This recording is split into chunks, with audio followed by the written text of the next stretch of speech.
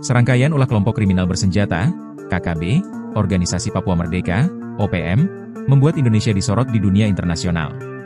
OPM yang terus membuat aksi brutal, justru membuat Indonesia kena getahnya. Sampai akhirnya, Amerika Serikat mengeluarkan travel warning yang melarang warganya mengunjungi 2 provinsi di Papua, Indonesia. Pemerintah Amerika Serikat, AS, secara resmi mengeluarkan peringatan perjalanan, travel warning, ke warganya.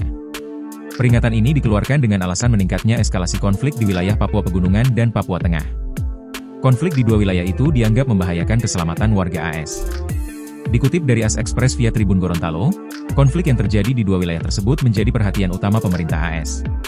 Sebab, pemerintah AS tidak ingin warga negaranya menjadi korban tewas atau diculik. Selain itu, pemerintah AS juga mengimbau warganya untuk menghindari kerumunan massa seperti aksi unjuk rasa di seluruh Indonesia. Sebab, dianggap ada potensi bahaya akibat aktivitas kelompok separatis di Papua.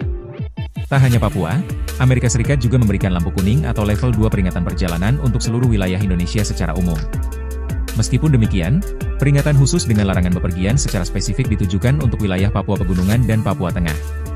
Pemerintah AS mengimbau warganya yang tetap ingin bepergian ke wilayah lain di Indonesia untuk selalu waspada, mengikuti perkembangan situasi terkini, dan mematuhi anjuran dari otoritas setempat.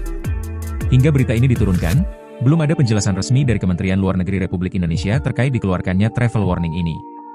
Menariknya, di tengah dikeluarkannya peringatan perjalanan ini, salah seorang warga negara Amerika Serikat yang sangat berpengaruh, Bill Gates, justru sedang berada di Indonesia.